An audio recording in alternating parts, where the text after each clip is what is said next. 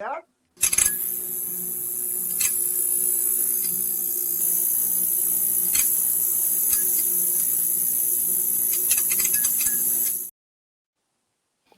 Hail, hail, and welcome to the Homeboys Late Podcast. It is Thursday, the 4th of September. I'm, of course, Joe McKenna. We are back and we are pissed off. This is going to be one of those swift fucking kicking the balls for everybody standing within a radius of us. Joined by, dude, where's my striker? Marty Flynn.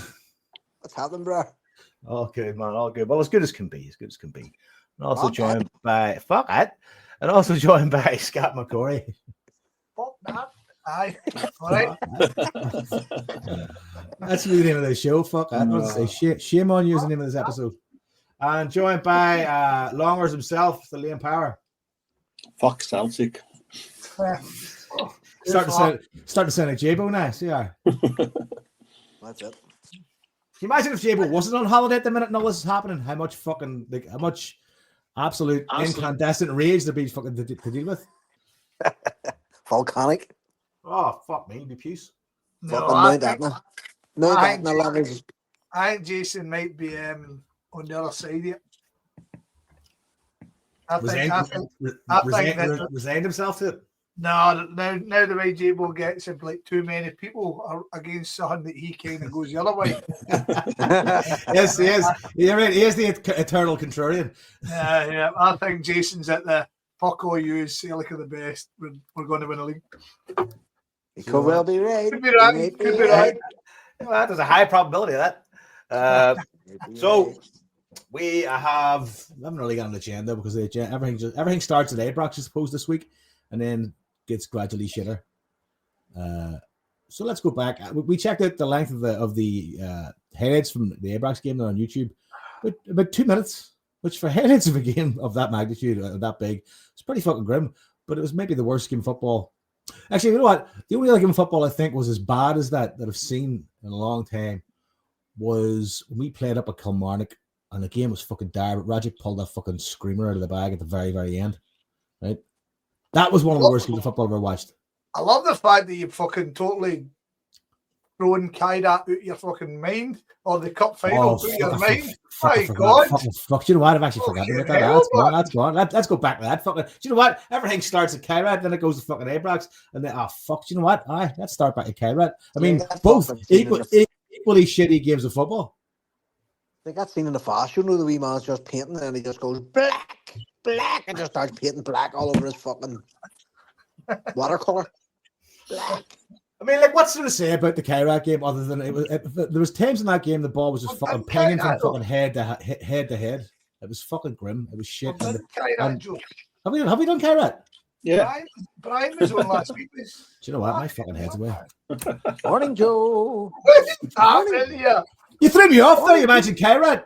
I said, we haven't covered that. You said the worst game. That's the worst game I've seen since we beat Kilmarnock 1-0. And I said, you forgot about Kairat, which was fucking 4 days earlier. I know. Fucking hell, man. What's happening? You threw me off there. You got in the way of my flow and you fucked it all up. And I double back. Again, this is always at a time like this. I'm always so glad we don't charge for a Patreon. Can you imagine that? Imagine the heat we'd get. Okay, wrap this up to fuck already. Come on. Anyway, there you go. There's the Joe Pa out of the way. Anyway, that's the start of the show.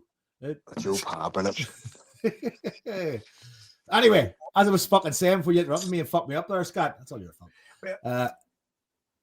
You were going to say something there. No, well, some guy on the Huddlebob was moaning about me interrupting you, so I will be watching myself tonight. See, and you see where it leads? Where it leads is me looking foolish. And I can't have that anymore. Trying to paint the brand new image here. I can do that myself.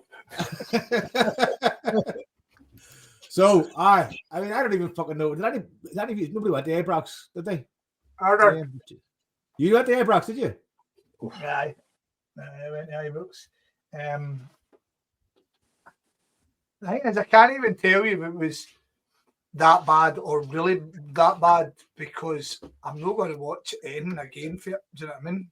It was funny. I was laughing the other day me and her were watching something and some Celtic, and the Dyson goal for Dortmund come on. And I was like, God, that's the first time I've seen that goal. Do you know what I mean? Because I'm not interested in ever watching it back. And that'll be the same for that game the other day. I'm not interested in saying that was offside or no.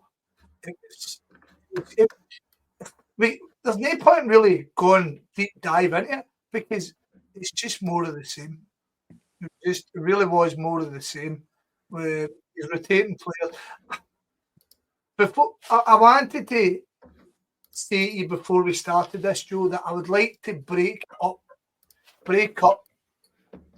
your discussions this evening into separate chapters almost, right? And you would have the board and their failings, and then obviously the repercussions, and then I would like to talk about Brendan Rodgers and his failings, and then like a totally separate thing where we go for it. But you know yourself, it's hard to kind of separate everything because you all go into each other. Because at the end of the game, I saw Smitty, of all people, Smitty who loves them all, and I saw Smitty on the huddle board saying the atmosphere at away games, and I thought Ibrox was terrible, right? And I freely admit my hands are up. I am now a joiner in rather than a starter of things. So I suppose I'm culpable as anybody, but we're all culpable then.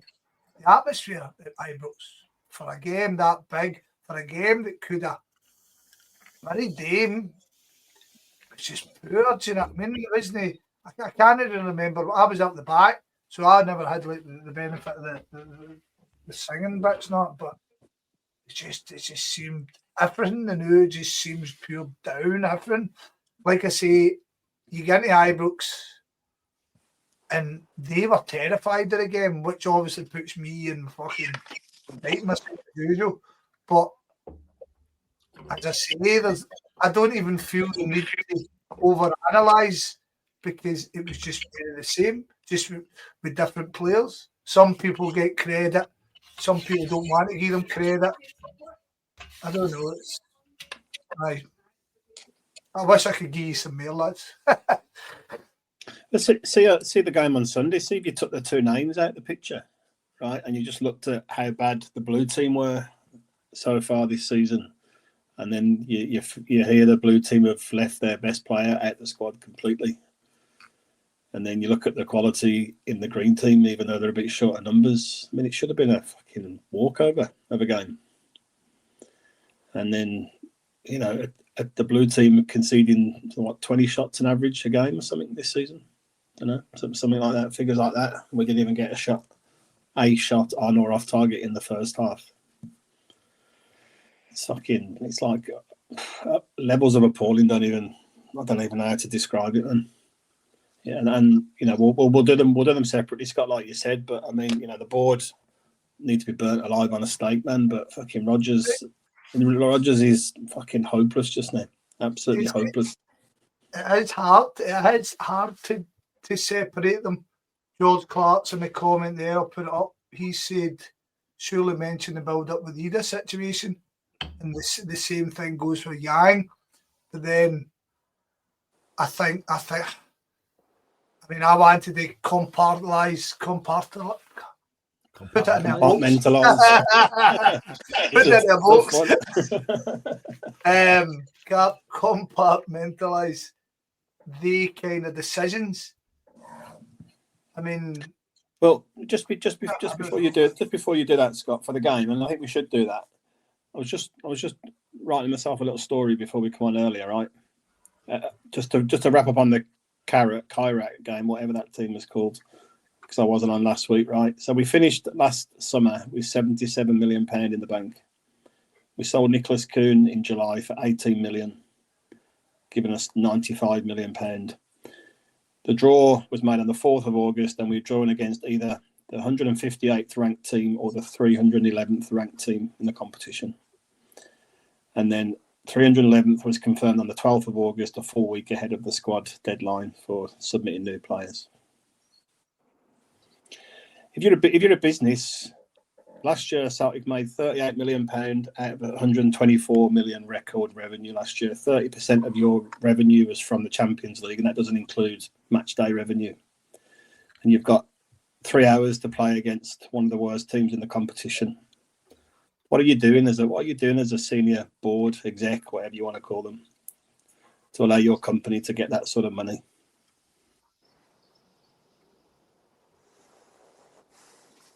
Are you looking for answers here or this? I mean, like the logical brain says you fucking reinvest and you shape up to the point where you can once again get your hands on that dough and keep the fucking ball rolling. It's incredible. You prepare, you get ready, you go, right, we're going to give us a good fist. This is working out well, worked out well last year. But it seems there's a ceiling to any kind of semblance of progress or ambition at Celtic. I think it gets to a certain point, the bubbling point, the money's good, it's all good.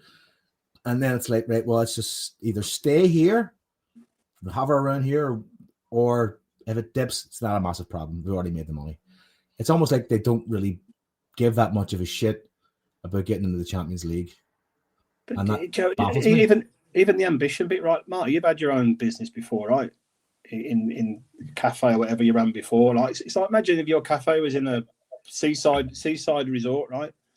And there was a holiday weekend every year where the place was absolutely full to the rafters, and you decided to go on holiday that weekend every year rather than open the place. I mean, it's just like fucking. You got an opportunity to make all that money in that short space of time. It's fucking criminal, man. Honestly, it's. The question overall, though, is Liam, like what? I know the actual fucking the practice of what's going on is baffling, right? But what then kind of comes through into your mind is, well, where's the accountability? I mean, and there never seems to be any kind of accountability. I mean, I don't know. Do heads have to know? I don't fucking know. I don't make that call. But there should be somebody somewhere pointing fingers, going like, "How the fuck did we get to this point?" And Rodgers was spot on what he said the other week. There, he's like, when the singing is at the board, there's only one person that ends up leading in that situation. It's not going to be Nicholson. It's not going to be anybody on that exec board. And the only question now is Rodgers going to be here until the end of the season to leave or go before? I would happily have sent him out the door last week, done and dusted, because he'll just drag the whole fucking thing down. But anyway, we'll come back to that later on. I think we talk about, I think we try and split up the Rodgers board thing, because there is definitely, there's a lot of mitigation towards Rodgers' struggles, and there's a lot of things that he's badly getting wrong, and I do think they overlap, but it's me Marty's struggling with this one tonight. I'll see if I can send him a different link or something. No, board wise, lads, I think we're just going to get a sore head if we try and work it out in our heads, because every reason doesn't work. So, is there no trust in him as coach because he's shown no desire to hang about? And are we willingly sabotaging moves? I can't believe we are. I can't believe we're willingly sabotaging. Or are we at a stage where, as I've suggested for a while, that the board and the owner, they know what they're doing. They won't be told by anybody, not include us or anybody. They won't be told by anybody how to do it better, because, I mean, even Gordon Dalziel's on open goal saying the amount of money they brought in, and Charlie McGrew, now a paid employee, he's telling us, oh, they've brought in, this is how they do it. But as you rightly said, why would they hurt themselves getting into the Champions League? This Marty. So you kind of get, but you also then get to the point that we've been stale since February, if not before, and we knew we knew we needed something just to get it all the line. And to kind of overlap, I think giving Rodgers a wee bit more than we gave him, like gave him 2 players that kind of fitted into his system for the Kyrat game. Yep. Could have took us all the line. Yeah. And then that kind of, I know it papers over the crack, but it papers over the crack with a big load of folding money. Yeah. And you're no getting the bite back that we have already. Well, it won't be as strong. Yeah. It's nothing makes sense. I can't work it out. And when you try to work it out, and all you want's somebody to put something on it, and you're no getting. That's where the frustration comes from. But then there's a point that comes after that. Do we actually want to lose the league? And I dare say there will be a load of more militant people than me who go, yeah, because it will show them. But anytime we've lost the league, we've went ball deep the next year. And then all the moans and groans all disappear, and we start on the same fucking roundabout as we've been on for ages. Everybody will get wallop into Celtic Trust and who or whatever this new thing is. But then see in 4 weeks, if we've won all our games and the Huns have lost 2 out of the cups, everybody it'll all kind of disappear again, and we'll all be back in line. And like I say, I don't know what I'm doing. I mean, I've no cancelled any home cup ticket scheme, but I think I should. But I know it'll hurt me more than it'll hurt them to a point. I don't. So, like I say, my he's fried with it. I kind of hope the night helps me a bit, but I've got my doubts. I think you're right as well, Scott. What you said. I think there is an element of they're looking at him buying, spending 20 million last season, but those players not being fixed on regulars, which I don't think you can do that, right? Because we were arguably a minute and a penalty away from having our best season last season since fuck knows, man. I don't know, since '67 maybe, even when you think a treble, and then last 16 the Champions League. What season would beat that? And it was minutes away from getting into extra time where anything could happen, and a penalty away or a couple of penalties from beating Aberdeen. So you can't. I don't think they can hold that against him. You could argue that those players been on the bench pushed on the players in the first team in the way that you want them to, and it made the team stronger.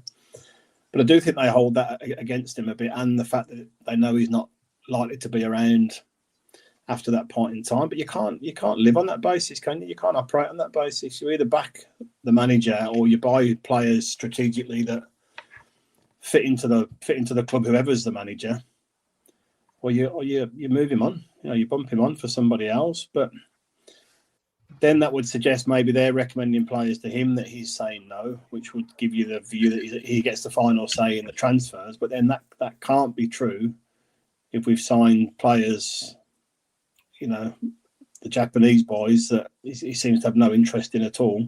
That can't be the case then if he's getting the final say. Let's see what Joe and Marty have got to see before my thoughts on that. Well, from my perspective, Luke, as I say, I'm not really interested in the match last week or the match on Sunday. Shut up. Fuck Let up. me frank. I'll still be Garth. Right? So it's like, where are we going as a club? What are the trends? I said it last week when Bram was on with us, you know what I mean? It's like something's not right. It hasn't been right for ages. So what is it and how do you fix it? And like the lack of communication from the club is fucking staggering. It's absolutely staggering. And you might say, well, does Wolverhampton Wanderers fucking constantly communicate with their fans? Does Bolton Wanderers do it? Does fucking, I don't know, whoever, pick any ordinary team anywhere? And my argument always is, but we're a club like no other. We keep being told we're this great fucking thing in football. There's nothing like us. Well, why would we behave like all those other clubs? Do you know what I mean? There's very few clubs in world football are blessed with our fan base. Simple as that. And therefore, we deserve better. in those run-of-the-mill clubs and whatever else. Tracking back, the reappointment of Peter Lawwell was a fucking disaster. And I think Michael Nicholson could have survived if Lawwell hadn't came back. But the optics of Lawwell coming back was atrocious. Like, absolutely atrocious. Loads of people had access to grind with Peter Lawwell for loads of reasons. It's like, obviously, they come back to the old maxim that familiarity breeds contempt. Now, I have no doubt that Peter Lawwell is a talented man. Like, he is. Do you know what I mean? He shepherded the club through a time that was fucking genuinely mental. Like, none of us ever thought we would have seen the Huns going bust, all that sort of stuff, TV deals getting pulled out, all the administration of football. I completely get that. But his time had fucking gone, and everyone was glad to see the back of him. Like, nobody was complaining. Nobody was complaining when Peter Lawwell left. And as soon as he came back, every cunt's haunches were up. Now, I don't know what happened with Don Mackay. I have no idea. No one has ever sat me down and said, here's what happened with this guy. You know, people have told me that he fucked up transfer deals and stuff, and I'm looking, going, well, the guy you've told me he fucked up a transfer deal for was sold him for money or whatever. So I find that hard to believe. And anyway, it was his first time working in football. So you can't expect him to get everything right within the first 40 fucking days of his job. Do you know what I mean?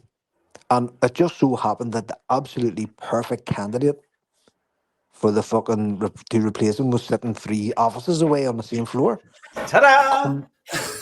Like, come on, the fuck.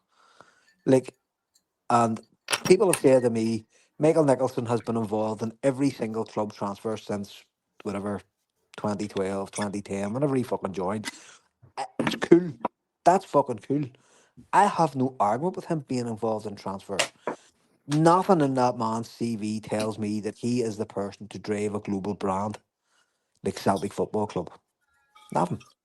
Marketing, exposure, all that. Nothing. This is the guy who writes contracts and signs deals. A fucking flunky. Know what I mean? Doesn't answer phones, apparently. Doesn't answer phones. Well, do you know what I mean? It's much more than the Huns match. Do you know what I mean? It's much more than, like, what the fuck is the vision for this club? Do you know what I mean? And I said it last week. I went on a rant last week. I'm kind of sorry I did. I apologise if I annoyed anybody by ranting the way I did, but I just don't know. There you go. Do you know what I mean? And it's just, all of us are frustrated. We all love Celtic. And I have no doubt that Michael Nicholson loves Celtic and Peter Lawwell loves Celtic and whatever. I'm not arguing that, right? I don't get paid what you get paid to like Celtic. Do you know what I mean? So, but I'll take you at your fucking bona fides. But it's just, there's something wrong. And there has to be a change of leadership. We've got one woman on the board, and she's only just come on over this last couple of years. God bless her. The rest are just old men. Do you know what I mean? It's just like, there needs to be a revamp, there needs to be a revision, there needs to be a repurposing of Celtic Football Club for the next 50 years. I said it on here a month or so ago, maybe 6 weeks ago. The people who are making decisions now about our club's future will actually be dead soon. Within the next 10 or 15 years, they will be dead. So we need people in their 30s and 40s and 50s who are going to be here for a long time, making decisions now that are going to benefit us, that they can see through. And as I said, I mentioned that last week, there was some sort of 5-year plan was being developed for the club. We're 5 years into it. What the fuck happened to it? And I also said last week, which I'm reiterating, last year was a blip. The European performance last year was a fucking blip. Now, going to Brendan Rodgers, 2 things. One, Brendan Rodgers said 2 months ago, or whenever, 6 weeks ago, I'm not a man to manage your club if you just want to stay still. That's not what I'm for. Cool. Understand that. No problem. Then he comes out and says, but there's no issues with the board. They're doing everything I want. Everyone in this club's pulling together, and we all want the same things. those two things can't really fucking coalesce together.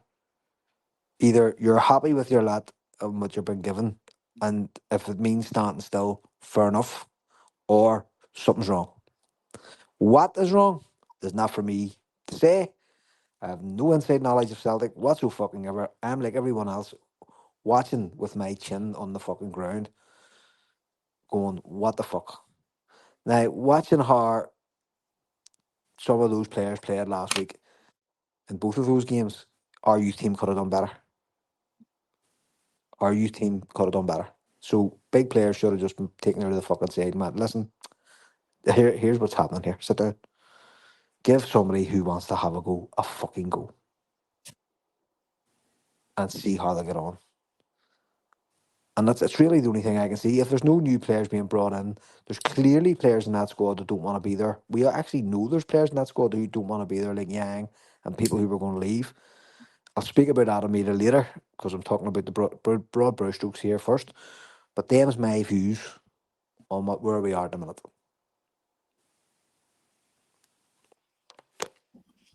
I've covered nearly everything there, Marty. I mean, the Don Mackay thing, you made a good point there. We don't know what happened, right? But from the outside, the optics looked, to me anyway, it looked like he came in with a kind of fresh approach.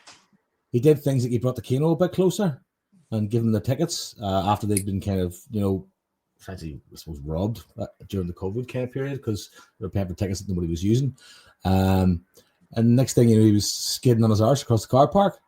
You know what I mean? Down towards the taxi rank, and it just looked from the outside like, oh, this guy's not a fit for whatever level of old guard is has a stranglehold on what's happening at this club. And you imagine like the kind of young blood coming through, 30 and 30-year-olds or stuff coming through, trying to take over from these people these dinosaurs who are going to be gone soon. My fear in that sort of thing is that like those people that maybe at that kind of lower level, younger people sort of under the tutelage of these dinosaurs are then going to be, like, they're there because they're yes men, probably. They're there because they're agreeable. They're there because they'll, do what they're told, play the game. And when people like that then get elevated into a leadership role, they tend not to have leadership qualities. What they tend to have at that point is, inflated egos based on the ladder they've climbed in a corporate structure. And like, you said about Nicholson, it appears that he really only has that job because he's closest to the sun at the end of the day. He's closest to the actual center of the power, which would be Dermot Desmond. And then secondary, it would seem Peter Law, given the way the fact that like, the club hasn't changed. And it's kind of reverted back to what it was when he was there in terms of like, it's cautious and sort of non-committal to actual tangible progress sort of approach. And it makes you worry that, like, what's coming down the lane is just going to be a weaker and weaker and more diluted version of the sort of incompetence that we're seeing now. But because they're clearly completely convinced, and they're right, that nobody's going to boycott. People are still going to buy tickets. I mean, I doubt we'll ever go back to the Daily crowd era, but we may, depending on how bad things get. But what worries you the most is that they don't seem to really give a shit. Because at the end of the day, profit's still there, money's still there, money's still made, bonuses are still there. Doesn't matter. And that's the disconnect between what we think we're involved in as Celtic supporters and what they consider us to be involved in. But Joe, they don't have the personalities to deal with the support. None of them. Even when everything's good, even when we're winning everything in sight, there's no interaction, there's no development, there's no strategy, there's no innovation. There's fuck all from them. I know, but even if they approach that, Liam, and they did that, I suppose, with John Paul Taylor in the Celtic liaison role, it's that classic hierarchical fucking approach of like, here, just hire a guy to deal with it. Yeah, I don't want to have to go to that level. And that's the way it always looks to me. Even in I don't know if it works in the same in your role, your jobs, lads, but there's a hierarchy structure. There comes a certain point where people at a management level or a high level have just decided, I'm not dealing with that kind of shit. I'm not dealing front of facing people, dealing with questions. Well, that's hard a guy to do that shit. And Joe, it's really different. it's really different today. Like, I work with a lot of really high senior people, and they're the complete opposite these days. Do you know what I mean? When I started work, it was those people would work on the top floor of the office you're in, and you wouldn't be able to get onto the floor where they worked. And now, the most senior guy that you probably even know in your organisation would sit next to you, would sit in a desk next to you, you'd be around them all the time. There'd be no visible hierarchy there, other than that structure there. And that's what most modern big businesses are like, and that's how they operate. This is so old school. It's ridiculous, man. But nobody seems to be able to, fucking anticipate damage. Nobody seems to be able to anticipate problems with the fucking the approach, the behavior, and the incompetence. Like, I mean, and I know, like, we've all kind of pretty been involved and run projects over the years. You're looking down the lane at fucking potential issues from the get-go. From step one, you're looking down the lane going, where are the challenges, where are the obstacles, where's the point of no return if this goes fucking sideways? I mean, and you kind of stage it out. I don't get the feeling these people do any of this. Well, that's was my point earlier about the money, the finances, and the opportunity. I mean, we talk about them being accountants and being counters essentially, but so you think their eye would be on the ball all the time in terms of money, risk probability against the reward and the outcome that's here. It's only a small dice you need to throw to have had a really strong chance of getting through that tie, given who you were facing. As Scott said earlier, buy two, reasonably good players, 5 million each. Speculate 10 million to get 40 million back in the door. You've already sold for 18 million in that window anyway. Go and get a striker in worthy of the name, and go and get a wide player in worthy of the name. Stick them up top with Maid, and then you've got a team good enough to get through that tie most times with their eyes shut. Yeah, you could be sitting there playing with house money right now if you were fucking brave enough. And even if it went tits up, you've spent 10, you bought 18 in. You're still going to be playing on a level playing field, really. Ultimately, the point is we've got a boat. We're not far off what we've said for the past. Every time something's went wrong, we're sitting with an overlord who, rightly or wrongly, has got so much power, and we've got a board who think they know better than everybody else. And due to the amount of money that we've got in the now and our own loyalty, they're no right. And this is what makes the next step kind of important, because every one of them, apart from maybe the woman Marty's talking about, have been doing this road. They've seen the anger, they've seen the moans. Do you know what I mean? They've went through everything that's happening in the new. They went through already, and they'll go, we know today. Don't worry about it. It's like there's a way in greeting in the train, and you're like, what to help that way? And I don't worry about it. Does that? It'll stop in a minute. Know what I mean? And we're at that. That's where we are. Everything you're saying, everything you guys are saying makes 100% sense. But are we at the point now as well, Scott, where they're going out in the transfer market and they're fucking embarrassing themselves? And teams are, at this point, I'd say clubs that Celtic approach are going like, here, where do you see this one? Join this meeting. What do you see what these cunts are going to offer? This is a good laugh. I mean, it's fucking, like, we've talked previously about, how the markets we're able to shop in will fluctuate, because that's how fucking finance of football works, the finance of sport works. Kind of gets higher, right? It feels like when we go to buy players, we're almost like a guy going on holiday to Spain, thinking that the prices are still 1986, and you can get a full meal for $2.50 and a fucking pint. You know what I mean? But there's what I say. We're so stale. What frustrates me about Celtic, we spoke about recently, was we'll make 1 or 2 profits on 2 guys, whereas the rest of the guys we'll sell will be massive failures. So there'll be a wastage somewhere. So instead of getting a smaller profit on mere players, Do you know what I mean? And then the youth thing, that's a whole different. But I don't know. The Don Mackay thing get brushed under the because hands turned out cracking, didn't it? Really? Yeah, That's how Don Mackay was. So I get. Was Ange in the door when he was booted? Yeah, sure. I think he get booted after the transfer window shut. He get booted like the 18th of September or something. So it's I don't know. It just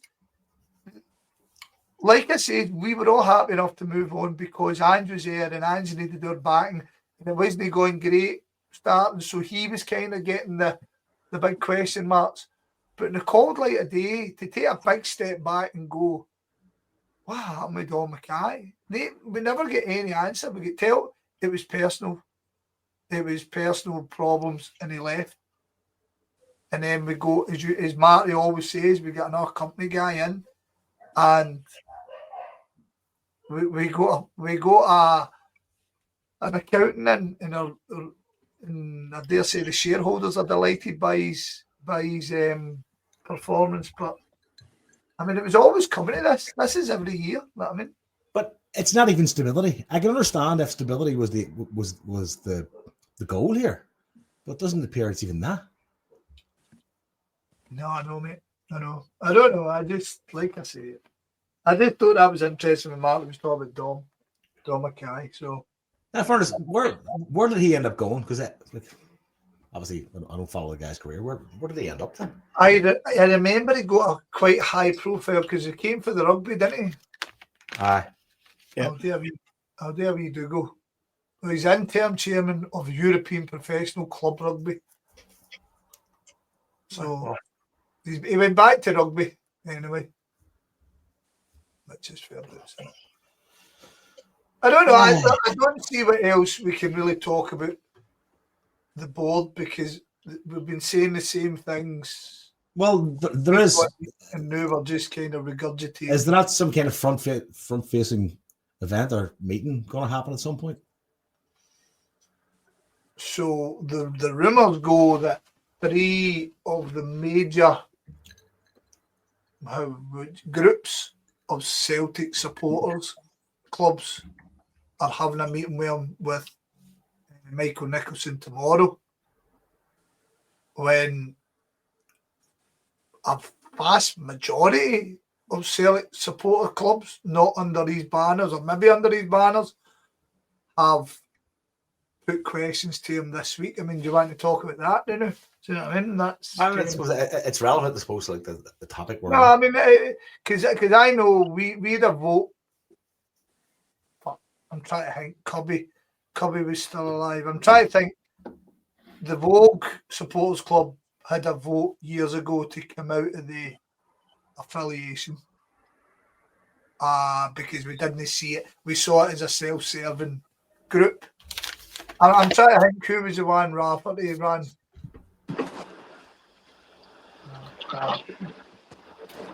Who was he, Marty? Do you remember? Nope. Anybody? Peter Rafferty. So he was the affiliation. Yeah. So it was Peter Rafferty. It was affiliation. So Peter Rafferty, just Peter Rafferty, and it's never nice to talk ill of the dead, but I remember Peter Rafferty when I was younger. Peter Rafferty had this high-profile position. He was seen he had tickets for every game and stuff like this. This had been going on for years and years. He never ever took up for the supporters. If anything bad happened, he would often demonise his own support, and that's how we all kind of screw this guy. Do you know what I mean? Obviously, he's passed away now, and he's getting no right to reply, which no nice, but it's basically so we came out it because of that reason, and I don't think we've ever suffered by not being part of that association. And so you've got the Irish Association, you've got the affiliation of Celtic supporters clubs, and you've got what's the other one, Liam?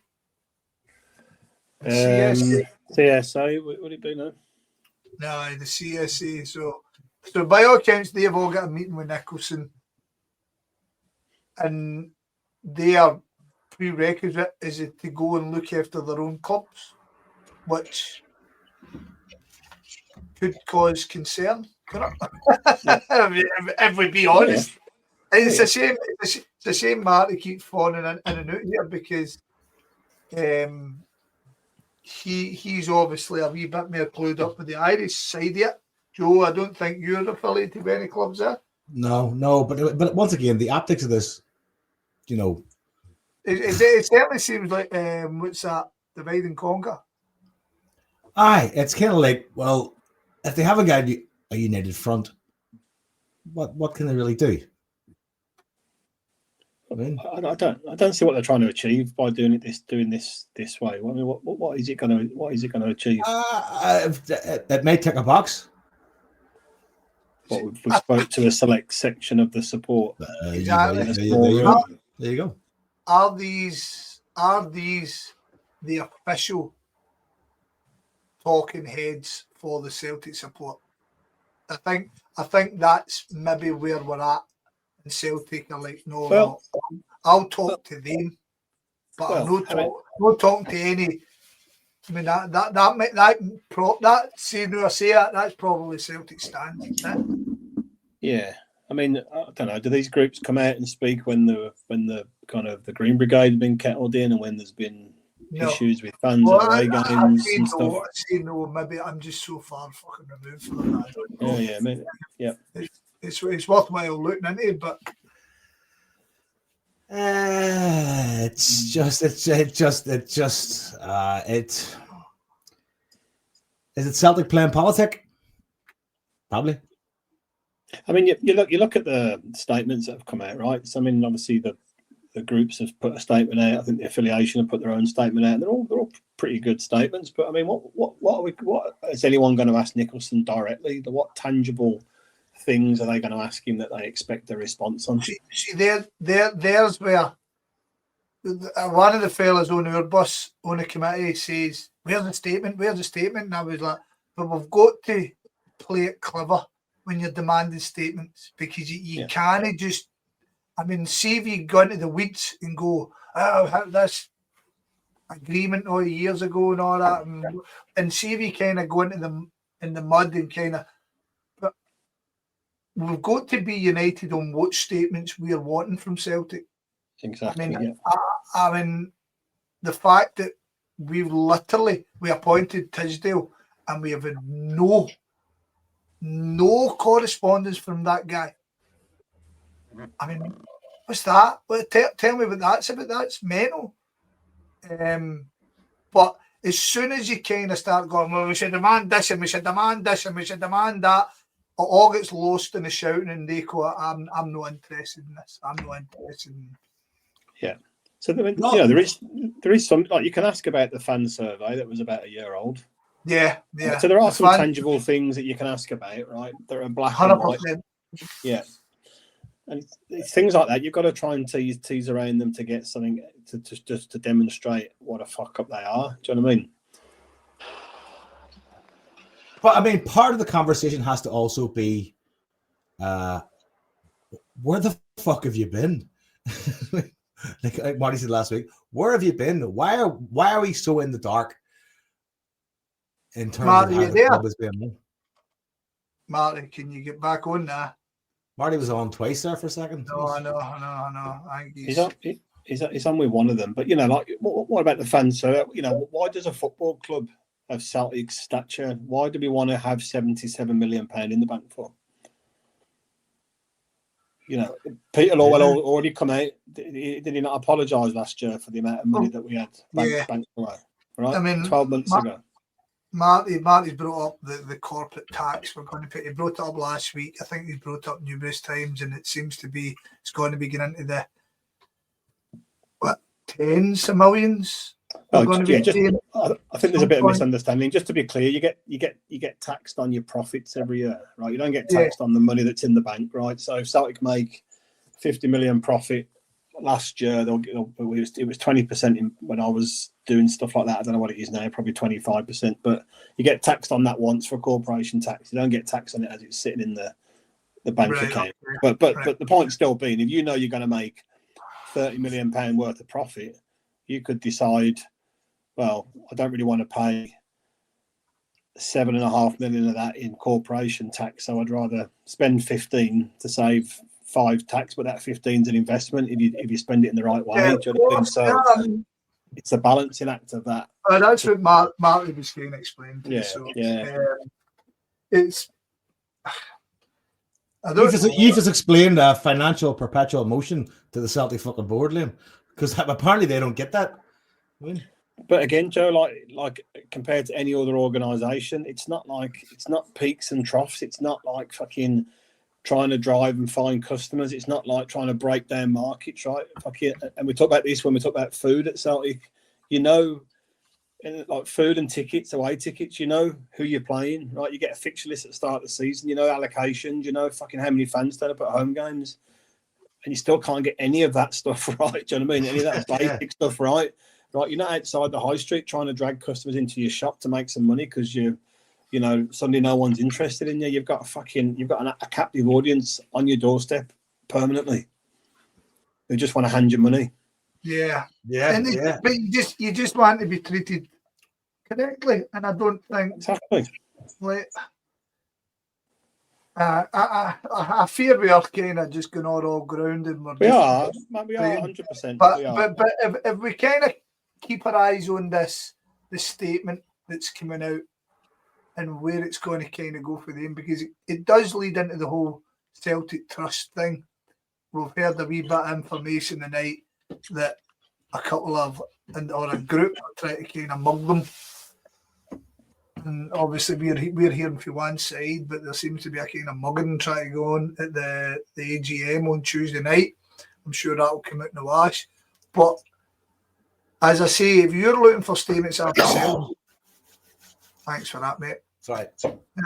If you're looking for statements to come out and then you've got somebody rattling on about the 5-way agreement again, it's not going to go anywhere. That's the fact. No. Fact of the matter. There is some things that should be put to the side, and as soon as you say that, you'll lose a percentage. I mean, you two guys are on the huddle board. You've looked at the statement thread, and straight away you've got guys going, "Oh, this is a shambles. This is a shambles. That's a lot of crap." I've saw people, and then. So there was a fella of mine, the last time the Celtic Trust were asked to step up because things were going tits up. And I think the Celtic end thing was brought up. Remember, there was a group. Yeah. There was a hopeful group started. A friend of mine, right, and he's a very clever man. He went to the meeting, and the diatribe of insults he says to me about them all the next day was, I actually think he emailed Jason and gave Jason dog abuse as well. And this pal of mine, and he's not a dafty, but because they said a couple of things that he didn't agree with, that was it. There didn't seem to be, and that seems to be the way of the world now. And getting Celtic fans as one unit now, one almighty task. Yeah, impossible, Scott. It's really impossible. Yeah, that is. You must be involved in running your bus to some degree, right? Not maybe not the whole thing, but to some degree. How hard is it for you guys to agree on stuff and work stuff out in a smaller group? And you're all mainly pals, I take it. See, in fairness, mate, it's just there is an element of get on and kind of seed your anger, and I do that quite a lot when it comes to board things, but I might not necessarily think it's the best way to go, but if I agree that's what should be done, then I support that. You know what I mean? And I don't think that certainly in today's world, Joe, you would know better than me, in today's world there isn't that. There is, if you don't agree with me, you're wrong. And there's no, Do you know what I mean? I'll give you an example. Like compromise is a rare, yeah, rare thing. Yeah. Well, I don't, but there are ways. But there are ways to get it. There are ways to get it. And in my opinion, in my experience, it's all about approach. It's how you approach people. It's how you approach the idea. Like, there's a thing I work on work, right? And it's with a large national mental health organization, right? And they work on a model called co-production, right? Which is really good because basically what it is, it's like we need people from all different backgrounds and all different parts of society. Doesn't matter, socioeconomic, whatever. All at the same table talking about this one particular project. But everybody's voice is equal, right? Chairman, treasurer, the fucking CEO, the fucking president of this, everybody's voice is equal. It's co-production. Therefore, the idea is the focus. I mean, the progress of the idea is the focus, not somebody's opinion, not somebody's ego, not somebody's. All that just gets put to the side, right? And I love working like that because shit gets done, and everybody's focused on a goal rather than their own opinion or their own perspective or their own, fucking. I feel like I need to be in charge. I need to control this. I mean, I see if you could see when you work with people, right? And a person can throw an idea out, and that person can then look at that idea objectively and go, you know what? That's a shit idea. Let's fucking bin that, which I can do a lot. Right? I can throw an idea and go, you know what? That's bullshit. You hear me on this podcast. I thought it's some bullshit, but I'm able to fucking roll it back and go like, that is fucking stupid, right? Because you need to be self-aware. There are people, lots of people, that get into these positions in some level of influence, some level of power, right? And they feel that if they don't use that, they're not doing their job, and therefore their opinions and their ego become what they do as their job, right? And that's the forward momentum of their agenda and what they think is right is how they work and live through life, right? But that's a very narrow way to approach anything that you're trying to get done with other fucking people. I mean, some people look at compromise as a weakness. It's not a weakness. It's a fucking skill. I agree with that. But I'm just, I don't know. I'm kind of brow broken, to be honest. I mean, do you know what, Scott? Our expectations are modest enough, I think, in the world, in the parlance of fucking world football, the way it is. Our expectations are modest enough when it comes to what we expect the club to do in terms of pushing that even one half step further. I mean, just fucking showing some level of like we're trying to elevate, trying to enhance, right? Our expectations are modest.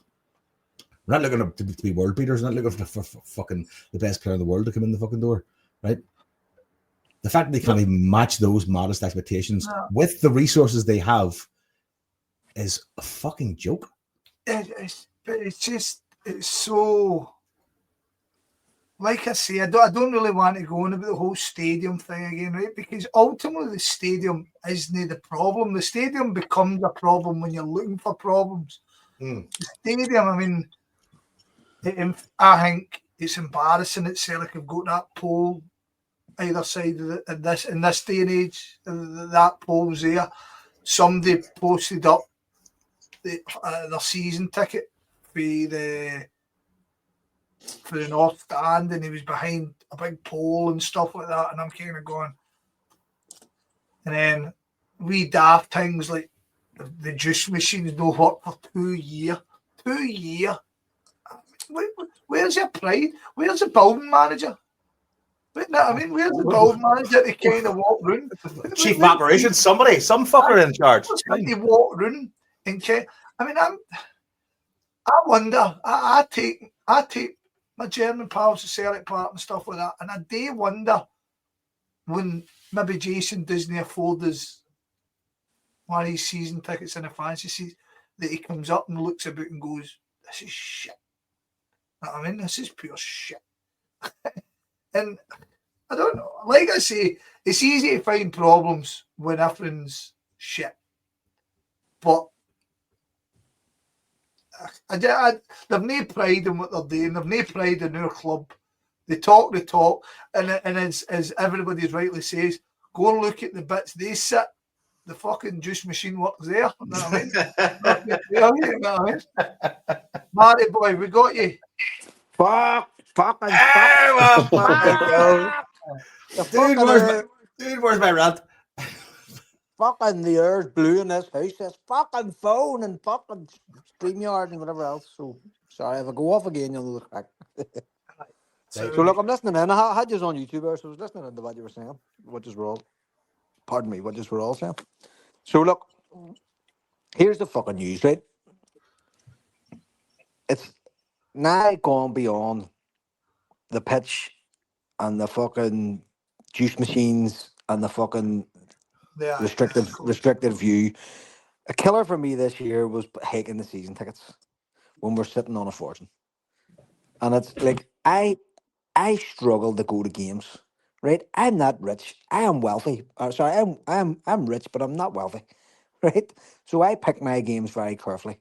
And as you all know, I've been trying to get a squad over for about a month. And the Europa League has fucked that, right? Royally. So I'm now on the plan B. So I am in the uncomfortable position where I have to pick and choose what games I go to because I am not in a fortunate position where I could go every week, which is exactly what I would like to do, as you fucking know. And taking the season tickets, I'm not a season ticket holder. It doesn't affect me, but it causes fucking rage inside me because I know the sacrifices that people make to go and watch Celtic. The amount of money, like Higgins was on the other week telling us about what he was fucking spending, and I'm like, what the fuck? And the fucking cunt will pay it. It does not matter how much they put it up. Higgins will pay the dough to go, and the cunts know this, and that's what fucking wrecks me. At a time when we will be paying as much corporation tax as would pay for Adam Ida to be signed again tomorrow. It just sickens my fucking balls. It Bring him totally, home. totally, it totally sickens me, right?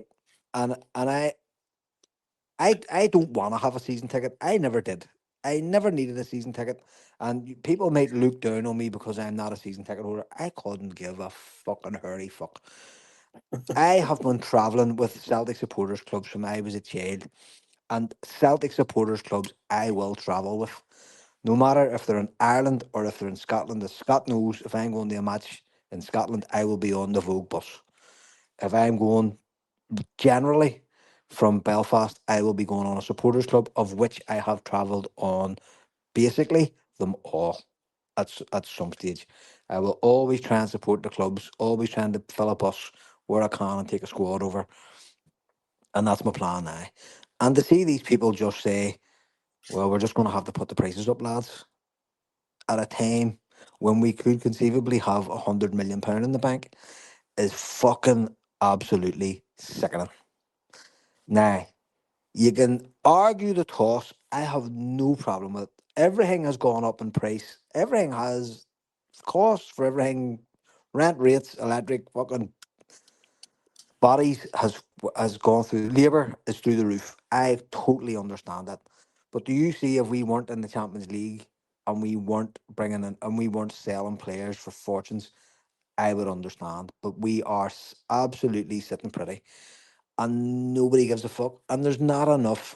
There's not a strong enough fans' body or voice to say, "Whoa, see if you do that, we're fucking." As Scott says, we're fucking. We're cancelling this because there's no coordination. There's no strategy to say, and it's because the supporters are so divided. Now, Scott has just mentioned the thread on the huddle board, which I have been on the night, listening to people whinging their petty moans about this and that and the other. And I'm saying to them, shut the fuck up. This is bigger than whatever the fuck problem you have. At a time when people are actually trying to take steps to bring the fucking fans together in some way. And Scott and me, and it might have been offline or it was online, or it might have been on the show. But I remember this time last year, maybe or slightly sooner, we were talking about the Celtic Trust when nobody fucking else was. And Scott's point was nobody gives two fucks about the Celtic Trust until things go wrong. And then everybody's going, where's the Celtic Trust? Do you know what I mean? when in actual fact, our fans need to start being strategic and saying these are the bodies that we need. We need there's room for a Celtic Supporters Association, absolutely. There's room for an affiliation. I've never ever been able to work out what the fucking difference is. God bless them. There's room for an Irish association in Ireland, obviously. Donegal, big eared cunts wanted their own association. Knock yourselves out. Ones up in the north didn't want to affiliate the whatever, some groups or some CSCs aren't involved. I don't care. Can we get a fucking body that could possibly bring all these fucking fans together and you put your petty shit aside for a half an hour until we pick like two things that we can fucking agree on? And I don't know, it was offline there obviously, so I don't know if you spoke about the statement already or is this new ground or what? Am I repeating this? We did. We touched on it already. Right. But So carry on, people Brian, carry on. people are already picking that apart and saying, I don't think they should have put that on it. I don't think they should have put this in it. And to be honest, I think some of those criticisms are valid. And I think the people who put the statement together maybe should reflect on that. Far be it for me to tell them what to fucking do. Far be it. I'm not telling you what to do, but I think you should maybe reflect on it. And everybody thinks that they're in the vanguard and that they're leading and they're doing this, and that, and the other thing. When actually, actually needs to happen is everybody needs to step back. And the point I made on the huddle board also is there's people who say that fucking statement who have an absolute metal neck. Who I'm looking going, what the fuck are they doing saying a statement like this after what they've said or what they've done? And my point is, now is not the time to say that. It's not the time for me to have my grapes and my moans about people who I fucking disagree with because I know what they've done. Now's the time where everybody goes, listen, whatever the fuck is happening at the minute is not working. The club don't speak to anybody and they don't give a fuck. They don't care about Scott and his fucking trying to get juice for his chair out of a machine. They don't fucking care. We said last week, I wonder when the last time anybody from the board was in any part of the ground apart from the main stand and maybe the number 7 or the carry deal or the fucking, like a corporate box somewhere maybe. Like when? Probably never. There's definitely members on our board who I know have never, ever been in a different part of the ground to see what the visitor experience is like, to see what the home fan experience is like, to talk to people. They don't give a fuck. They do not. It's just not in them. Do you know what I mean? So the challenge for me is our fans need to coalesce around something. I don't know what. And there's been so much bullshit talk before that as soon as fan unity is mentioned, you can actually fucking see the fucking shutters coming down and people don't go near me about fan unity. I don't want to know about it. And it's so something needs to happen. I don't know fucking what, and I don't know who is the right person to lead it. I don't know. And it's not like we're sitting where the Huns are sitting, where they have been fucking rid from pillar to post for the last nearly. We're going on heading in towards the second decade, the third decade of it. We are actually sitting in a position of strength. And I've said it from last year. We will not do anything with that strength. We will fuck it up because that is the history of Celtic, and it's happened again. Now, why that's happened is for other people to debate and argue because I don't fucking know. I'm not working for Celtic. I don't know. But it's not working. So it's like, what the fuck are you going to do about it? It's not working. It's not right. And we're kind of cursed with a big fan base. Do you know what I mean? It's a big fan base. It has a worldwide diaspora. And people in Sakhalin or in San Francisco or in fucking Buenos Aires have as much fucking right to talk about Celtic the way I do as I do, or any season ticket holder or any shareholder. I'm a shareholder. It gives me no more fucking credence than the wee guy who me and Scott meet in a bar down the road when we're in Belfast who never misses a game on TV because he can't afford to travel. My voice is no stronger than his because I happen to own shares in a company. So it's like, what the fuck do you do? Do you know? And if people could pick a couple of small wins and say, listen, just focus on these bits here and sort them fucking out, and then we'll move on to the next bit. And like 10 years ago, we released plans for hotels, for cafes, and for fucking museums, and fuck all has happened.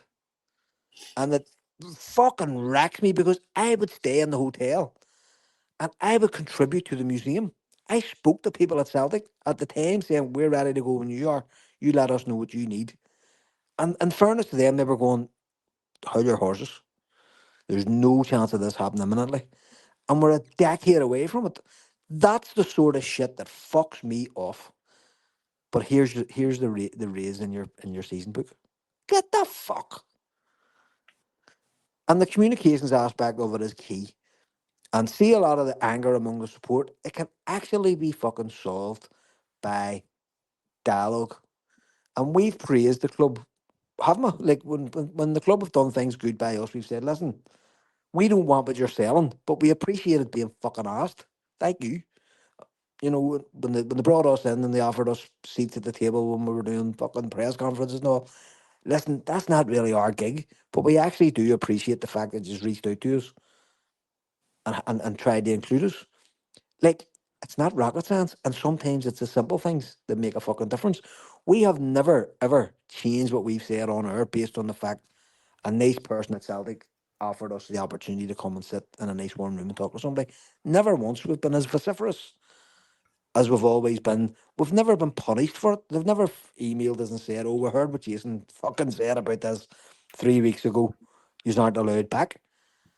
You know what I mean? So I think there's an understanding now the fans are allowed their voice. And in the modern era, fan voices are it.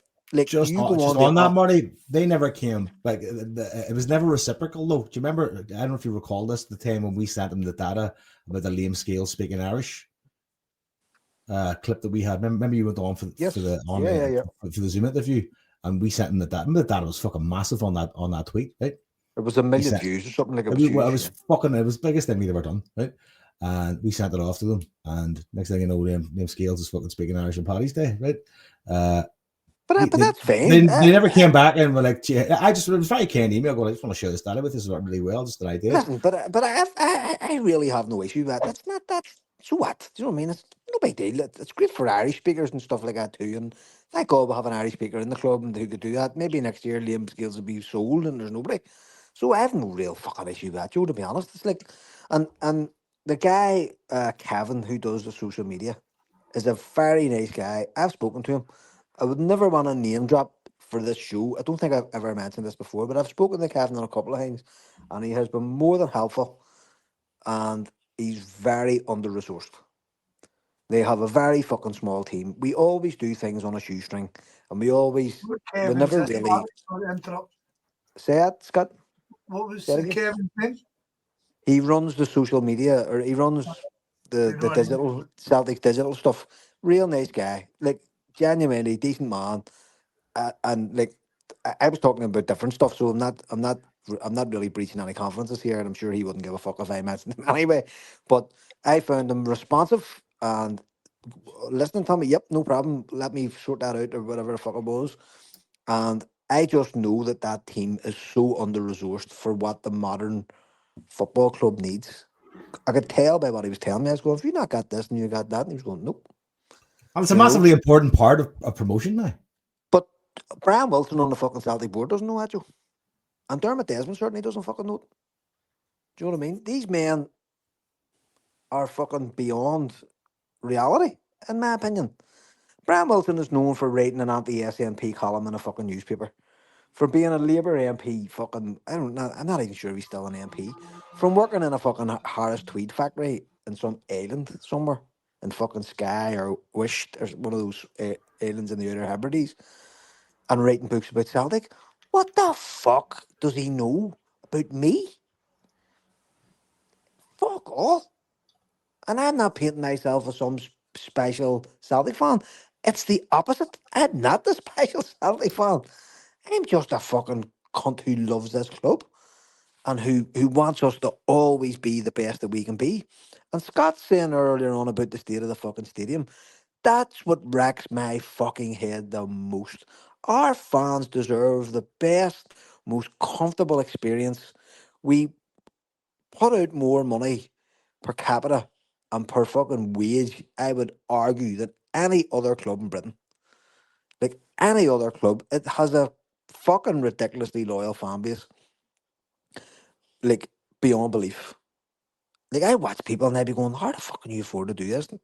Like, some of my mates have never had a holiday. They've never gone on holiday. From I knew them in the 90s, they've never took a fucking holiday. And I'm looking at them going, I fancy a holiday. No, sure. Friendlies will be on then, or qualifiers will be on. The fuck do I want to go on holiday for? I just want to go and watch Celtic. Like, these people exist. And there's fucking hundreds of them. I spoke last week about Brett Rogers talking about the 77-year-old in Kazakhstan. What the fuck?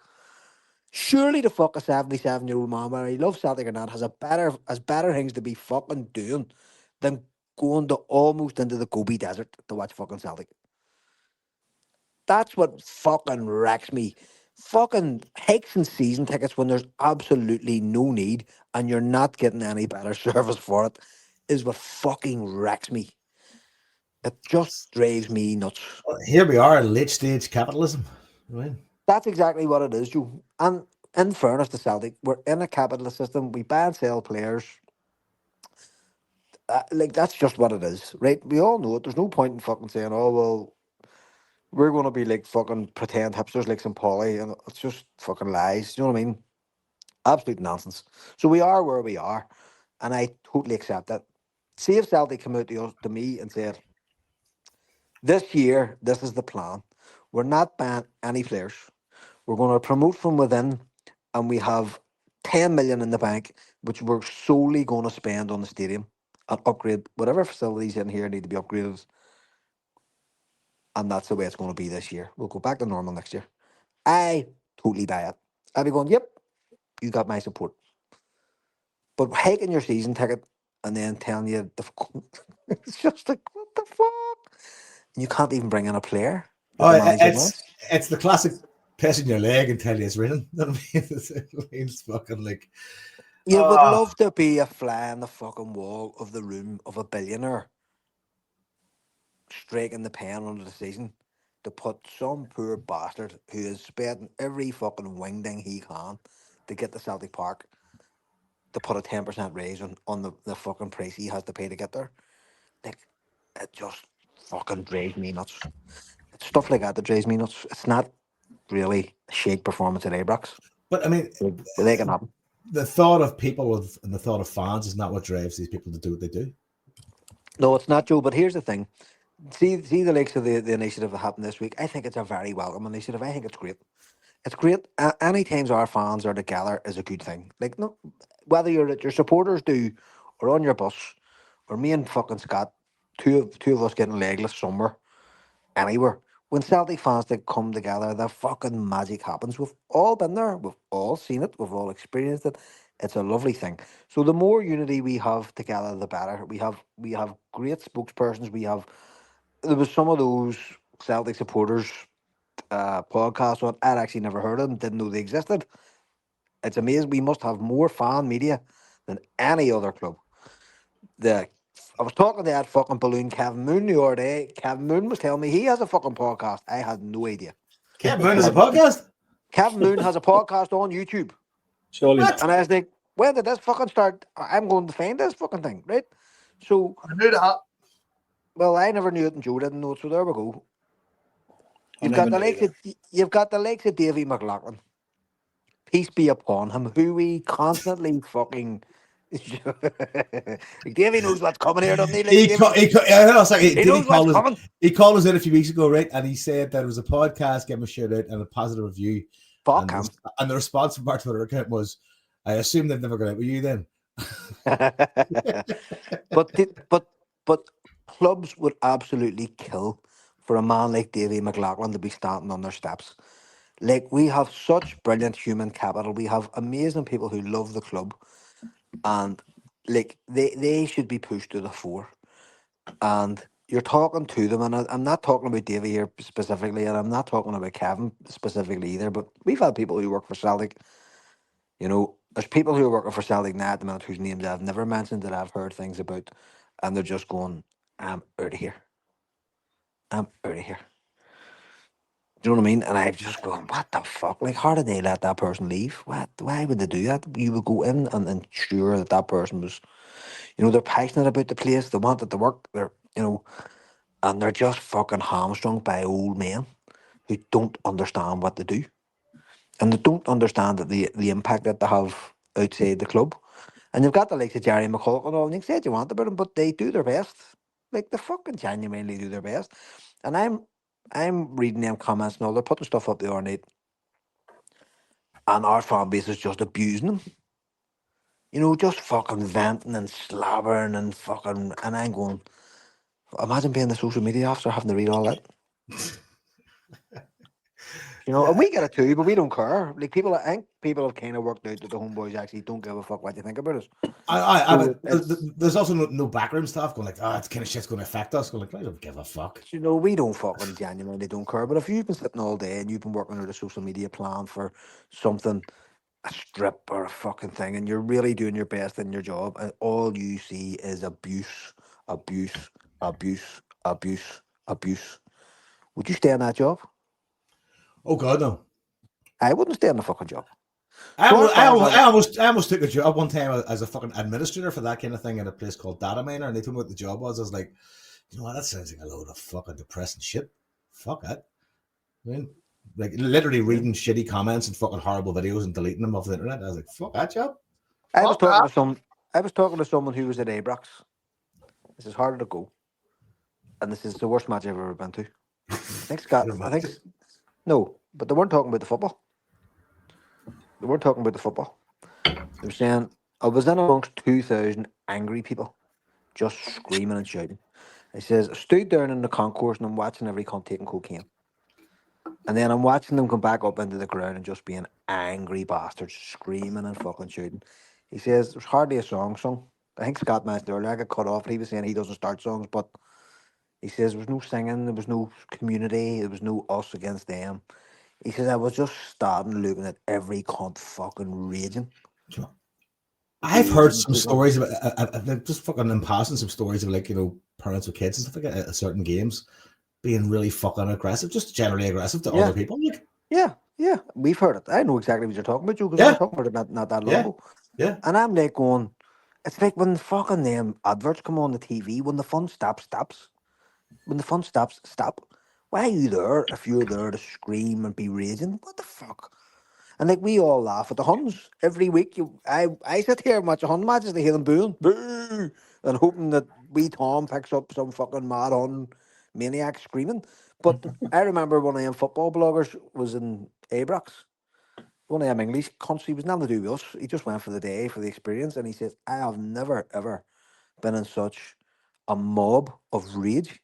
He says, they were winning 3-1. He says, but all around me, everybody was screaming and fucking raging. And they were winning.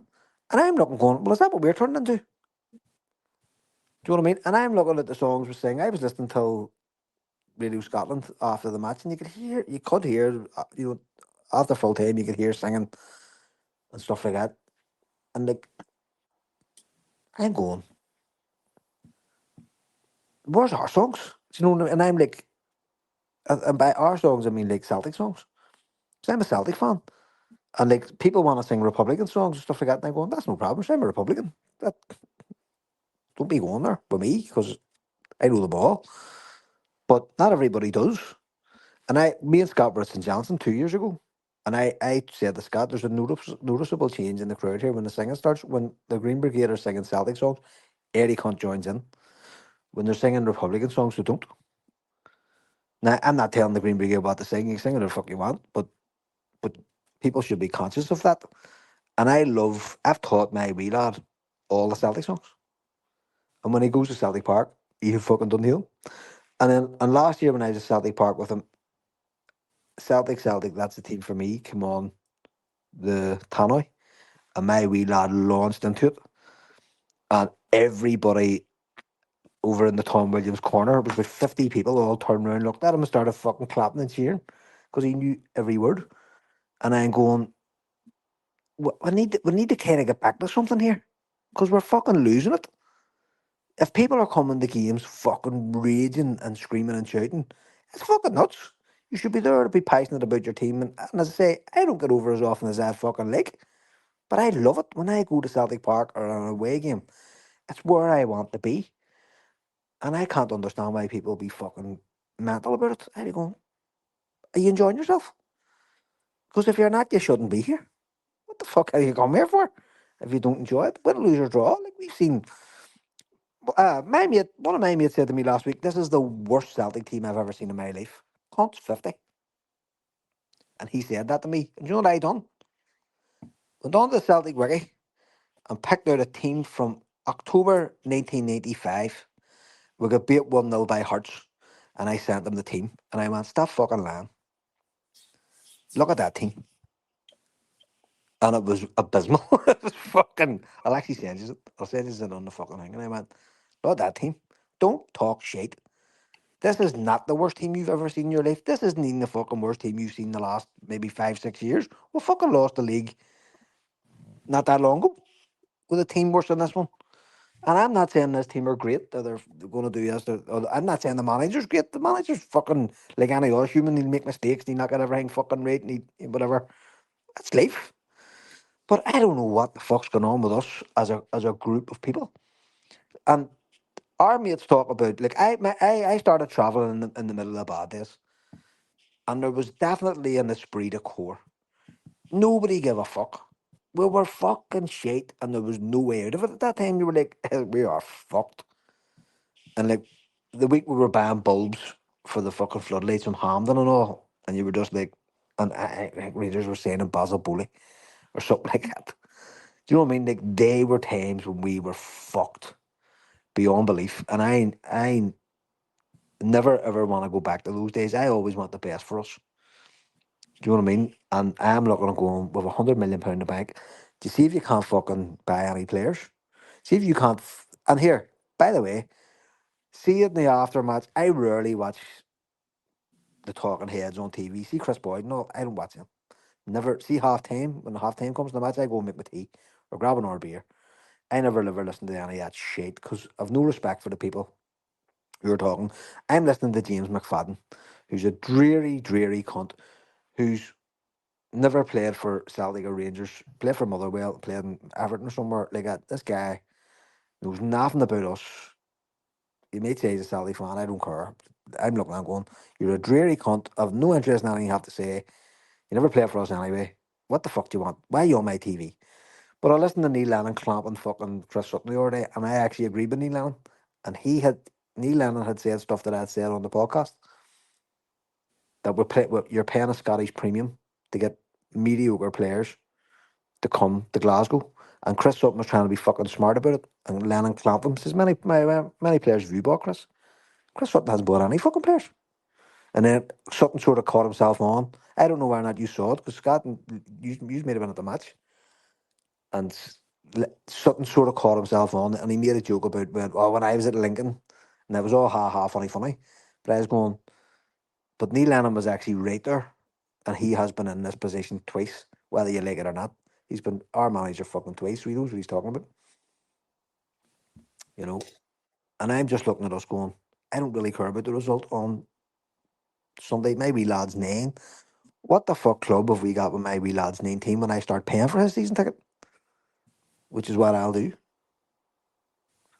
You know what? When he's I gotta be honest, 19. I didn't agree with what Lennon was saying. I'll be the opposite of that. I thought he was giving the board a bit of a pass on that one.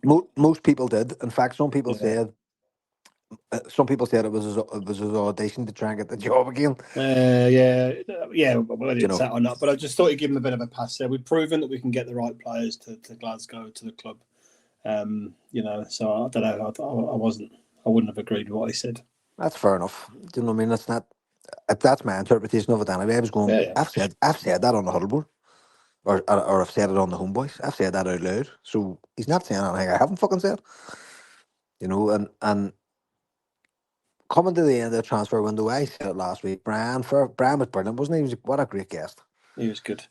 He's absolutely fucking fantastic. He just has that professional eyes. You know what I mean? He's just cuts through the bullshit. But no, this is actually what happens. You know, great to have someone like that aboard, because I know fuck all, and I'm happy to tell people that I don't know. But when we were talking about it last week, and we were talking about this time of the transfer window, it's genuinely the worst time of the year to bring in a fucking player. Now there's Iheanacho coming in, and he looks to me a stone overweight. I showed you that fucking video of him playing for Middlesbrough. But he could still end up being a decent player for us because he's young. He's only 28. He's not 38. Yeah. That's the saving So, grace. His age, isn't it? Really. exactly. And the other saving grace is Rodgers knows him, and he actually played his best football under Rodgers. So cunts are going and saying, and I'm going, look, I know he's not who we wanted, but let's not throw the fucking child out with the bathwater here. Let's see what he's like. You know, give him 3 months to get him. I said, it was me who said it. He's going to need 3 months. You won't see him to November. You know, which was the same when Olivier Capo come in and fucking Freddie Lundberg come in and players like that. We were getting as free agents. You know, you didn't see them until whatever. That didn't work out. And this cut might not work out, but you have to give him a fucking chance. I know, but the trouble is, Marty, it's everything wrapped around it, isn't it? You know, we've ended up now, we've got 5 strikers now for one position. Do you know what I mean? And like, fucking, you wouldn't hang your hat on any of them. But by doing our business so poorly, Osman's there, who should be on loan somewhere. Kenny absolutely should be on loan at a Scottish club this season to see what he can do. And now we've got 5 strikers where Shin's not even in the fucking European squad. You know, it's just a fucking mess. Seeing the argument I had with a mate, he was telling me it was the worst ever fucking squad he'd ever seen. I actually said to him, well, I remember the year we started with Craig Beattie and Sean Maloney. And them 2 cunts actually got us through the first 5 months of that season. They were fucking brilliant. Yeah. So we don't know what's going to happen. This could end up being a blessing for us. What I'm saying is, it doesn't matter how good they are. We've got 5 strikers now. Listen, I know. I fucking know. We play one up front. And there's Shin that's a complete waste of. Totally, and Shin didn't even make European. That's what I just said there. Yeah. So it's like paint by numbers. They're just pulling in players to fill bodies. It's like what they call in the NFL. In American football, they call it camp bodies. You get a couple of camp bodies and to fill out the pad out your squad, and that's what this feels like. It doesn't feel like anybody's coming in to take the place. But I'm looking at a player like Arne Engels, right? He came in last year at this time. And what I was told was Arne Engels' agent wanted to see the Champions League draw before he would sign. So he wanted to see who we were playing in the Champions League before he actually said yes. And Rodgers was actually saying, this guy doesn't play twice a week. I'm going to have to take my time to build him up here to play the level of football we play. Now, I'm not in a position to make that call. I'm certainly not in a position to criticise anybody for it. You know, I don't see these fuckers until they turn up on a Saturday at 8 o'clock. But all that stuff was on the background. Like, Yang's fucking missus turning up and all of a sudden he starts scoring fucking goals. Petrov fucking working in a burger van to try and get himself by. Brian spoke about that last week. I thought that was brilliant. What he said last week was, I just said, that's exactly what I think. And he's going, yes, you're right. You know, the people are coming here that don't know where they're going to live. I gave the example of, I don't know where you heard it. I give the example of the guy who played ice hockey. Saying exactly the same thing. Yeah. All that shit goes on. These fucking people are human. They're not robots. They're not fucking, you know. And what the club does for them or the liaison that they have, I have no idea. I don't know. You know, I don't know how they settle in or, you know, Ian Atchell's coming over here and he's going to be in a hotel for fucking 6 months or something and he knows it. Do you know what I mean? Like, it's not ideal. And I know professional footballers, you all probably do in your own lives, people who play professionally, it's a lonely fucking sport. You know, and so the more we can do as a club, the more and I mean this as fans too, like the more we're together on stuff, the better it's going to be. See, I always say the Homeboys has a reputation that we're fucking nuts and we shoot the odds, but it's wrong. It's not right. I always think we're very fair on people. Would never really lay the boot into anybody. We always sort of try and look behind whatever is going on. Do you know what I mean? Like, and I have my rants. Jason has his rants. Scott has his rants. Joe has his. Harbour has his. But we're actually quite fair on everybody. I think. We're very good at devil's advocate. We're very good at looking at something and going, "This is fucking shit." But let's look at it this way. I think so, right? And I think that's our shtick. I don't think we're known for that, but I think that's what happens, right? So I'm always willing to fucking give everybody the benefit of the doubt. But as I said to Brian last week, that's not what I'm up to. I am looking for fucking trends. I'm looking for, are we going in the right direction? You cannot look at Celtic Football Club over the last 10 years and go, do you know what? What a fucking club that is. Like, it's just not. We need new blood. We need new ideas. We need old ideas dusted down, like the fucking museum, to showcase somebody like Davy McLaughlin. Right? Give him his thing and let him, like, I could see that being like Glasgow's #1 tourist destination because of Davy. Because you've got brilliant human capital and he just needs the tools to do his fucking job. It's shit like that I'm talking about. And in any season, Celtic can be shite on the pitch. In any season. Nobody predicted what happened to COVID season. We finished that last season before that and we thought we were going to come fucking flying back. And it all went the fuck. Nobody could have predicted what happened with Ronnie Daylight. Nobody could have predicted what happened with Ange Postecoglou. He was a fucking complete unknown. So you had varying levels of success across all those seasons. You can't prepare for that. That's life. But the basic, see this world-class basic shit, we should be the top of the fucking league at that stuff. All the outside stuff, all the fan experience stuff, our fans deserve the best. Somebody said in the huddle board today, you can hardly fucking take a piss at Celtic Park, depending on what time you turn up. And I've been turning up to Celtic Park from, there was nowhere to turn up to. We used to park in Nuneaton Street and get out and piss. Where's our cafe? Where's our fucking bars? Where's our hotel? Where's our museum? Where's our showing off our Marty, club? even some fucking Portal is a big grand. You know, listen, I've had this argument. I've stopped arguing about this stuff because we just know it's not happening. Do you know, there's no point. Yeah, right. It really I'm is. done. So when I'm I'm taking my wee lad over here in a few weeks, right? Well, I plan to. And we're going to arrive at Celtic Park. And the first thing I'm going to do with him is put him in a fucking taxi and take him half a mile away to do something. That's the first thing I'm going to do. I'm taking him to flip out for a couple of hours to knock him fucking self out and flip out with his wee mates. That's my plan. What the fuck? Why? I should be taking him into the hotel for his dinner, then into the fucking museum to tell him how proud I am with Charlie Tully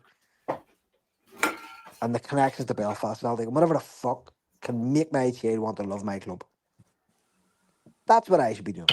Instead, I'm taking him to a trampoline park down beside the Clyde fucking Gateway. That is a good way to close off this podcast because we're going to Marty. Fuck we can bounce off, Joe. Now. Fuck that. What's got some? Yeah, you got it. Just about got it. Scott, go on before we go. Fuck that, man. Honestly, it's just. I don't think we sorted anything there.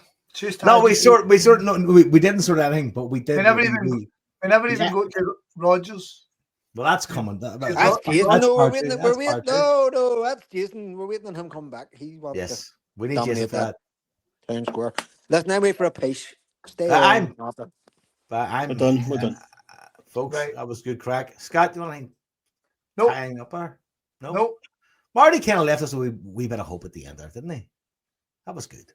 He done well, didn't he? Considering he couldn't go on all day, so he made up for it right at the end. He was doing a hokey cokey podcast appearance. He was in, he was out, he was shaking all about, he was all over the place. I was hoping someone would switch his VPN back on and get him to fuck there. All right, brothers, that was good. Folks, that was fun. We'll talk to you next week when J-Bo's back, and then we'll get a proper rant going. Take it easy. Hell. Fuck that.